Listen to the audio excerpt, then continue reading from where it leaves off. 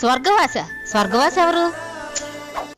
Hello అమ్మా కోడలి పిల్ల, నేనమ్మా మీ మావయ్య గారిని స్వర్గం నుంచి మాట్లాడుతున్నాను.